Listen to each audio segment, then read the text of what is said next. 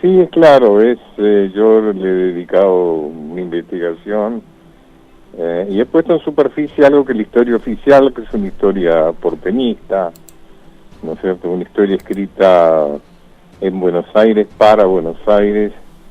para jerarquizar a los próceres porteños y de alguna manera oscurecer todo lo que tuviera que ver con federalismo. Y esa Artigas fue uno de los paradigmas del proyecto federal en Argentina. Inclusive bajo su influjo en un cierto momento, abogando por una confederación federal, estaban las provincias litorales, estaba la Banda Oriental, Entre Ríos, Corrientes, Santa Fe, las Misiones, y hacen un congreso, el Congreso de los Pueblos Libres, o Congreso de Oriente, que el 29 de junio de 1815 confirman la Declaración de Independencia, que no compite con la de Tucumán. O sea, fíjese que hay una correlación, una correspondencia entre ambas, porque a Tucumán van las provincias andinas, básicamente, van las provincias cuyanas, las provincias altoperuanas y Buenos Aires, además de Tucumán, claro, ¿no? Claro. En cambio, en la Concepción de Uruguay van las provincias orientales, que no van a Tucumán, que no van a la reunión de Tucumán, porque ya se han reunido y ya han declarado la independencia en Concepción de Uruguay, y por otra parte porque a Tucumán va su gran enemigo, con cuál están ya en franca guerra, que es con Buenos Aires, ¿no es cierto? O sea, Buenos Aires veía a Artigas como un gran enemigo a eliminar como fuese, ¿no? Ahora, Pacho... Así que no hay por qué descartar una u otra. O sea, las dos son correspondientes. Es decir, uno es el oeste, otro es el este, diríamos, ¿no? Ahora, ¿la idea centralista de Buenos Aires se traslada a Tucumán o se decide Tucumán para tratar de pacificar un país que ya no le creía a Buenos Aires? Bueno, la idea centralista de Buenos Aires se resuelve después de las guerras civiles, ¿no? Uh-huh. O sea, cuando Urquiza le entrega el triunfo de la batalla de Pavón, que es la que, digamos, completa el tema de Caseros, ahí Buenos Aires queda como dueño y como triunfador de su conflicto con las provincias, y lleva adelante la organización nacional de acuerdo a sus intereses, arma el ejército nacional y lo envía a las provincias para liquidar todo lo que suene a federalismo. No solo defenestrar a todos los gobernadores federales, sino también matar abiertamente. Fue un genocidio muy notorio, oculto en nuestra historia, de que todo el gauchaje federal prácticamente fue pasado por las armas, o poco menos. Y bueno, ya está la fastidio de Buenos Aires porque el Congreso se hace en Tucumán.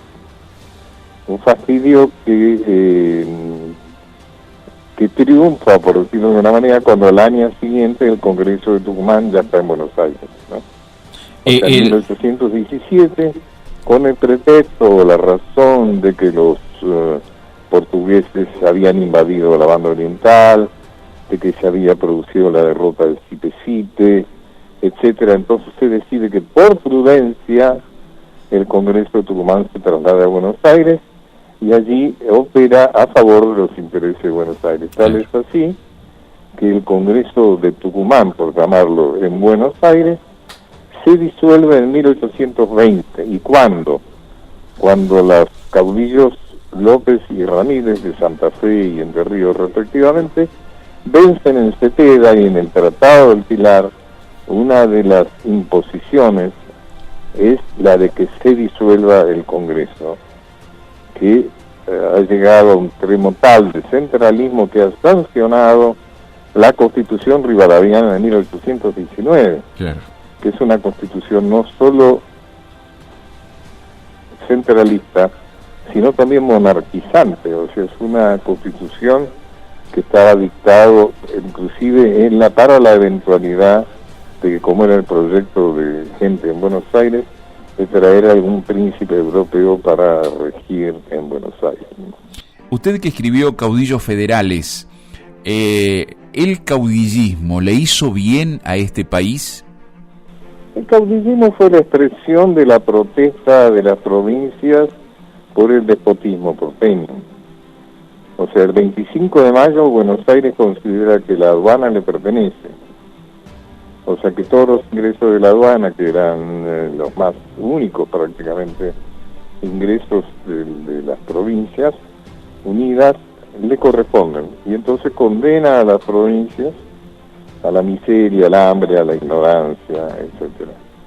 Entonces el caudillismo es la reacción de las provincias contra el despotismo de Buenos Aires, que viene a reemplazar a España, digamos, como colonizador.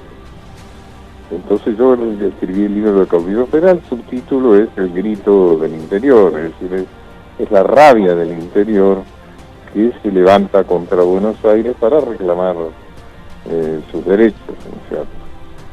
Y por eso es que en la historia oficial que escriben los vencedores, siguen la guerra contra los caudillos describiéndolos como bárbaros, ¿no es cierto? O sea, para la historia oficial lo que nos han enseñado siempre es que los caudillos han sido bárbaros, en cambio los porteños eran los civilizadores, ¿no es cierto? Pero los caudillos son figuras realmente notables, muy interesantes.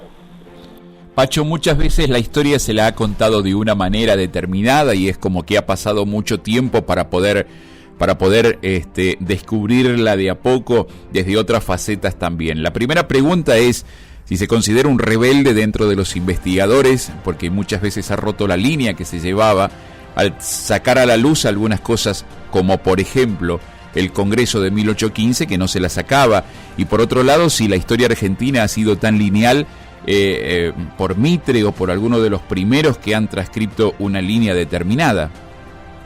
Sí, claro, la historia argentina es una historia, la historia oficial, la historia liberal, porteñista, antiprovincial, es una historia muy amañada, muy deformada, por eso que se justifica revisarla, ¿no es cierto?, mejorarla, hacerla más verdadera.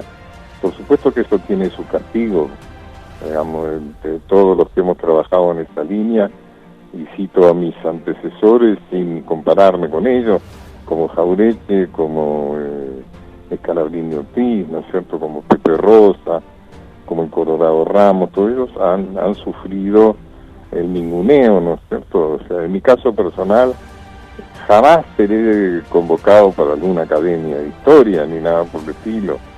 Sé perfectamente que no doy el perfil para eso, ¿no? Pero es fascinante, es apasionante.